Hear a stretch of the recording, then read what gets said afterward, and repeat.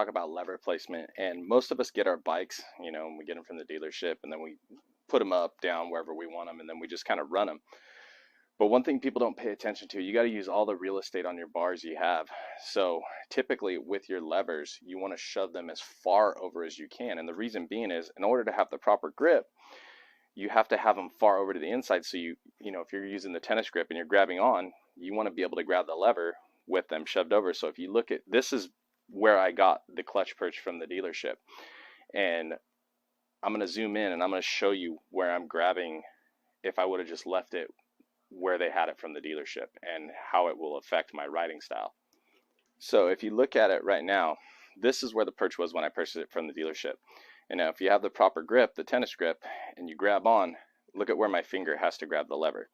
So if I would have ran it where it was initially placed, up or down, I still cannot grab onto the bars with the proper tennis grip. If you look at it, I'm going to be grabbing onto the joint here. So that's why I'm saying you want to move these bars over as far to the inside so you can have the proper grip. So with the way the perch is faced now, it forces me to grab like this. Now I'm at the complete opposite angle that I should be technically.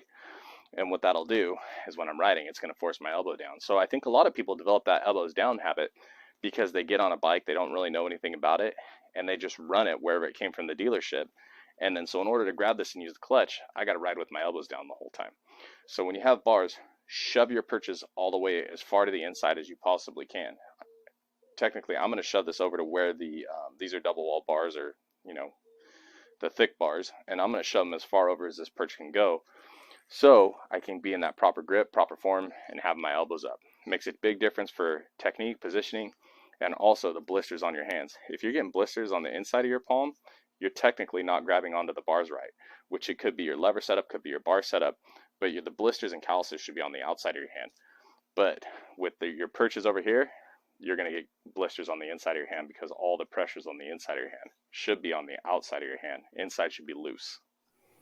What I've done here is I've rerouted the starting device. Now, this isn't the button that starts your bike. This is the button that slows down the motor on the starting gate, so you don't Larry loop out off the starting gate. I end up putting it up behind my front number plate just because I just don't use it. And what that does is it gives you more room on your bars to push your perches over.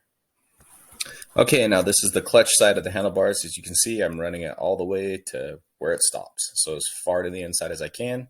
That way I can grab the levers at the best possible position. Okay, same thing here with the brake. I'm running it over to where the bars thicken up and I can't put that perch over any farther. Same exact thing, get those perches as far in as you possibly can to have good grip.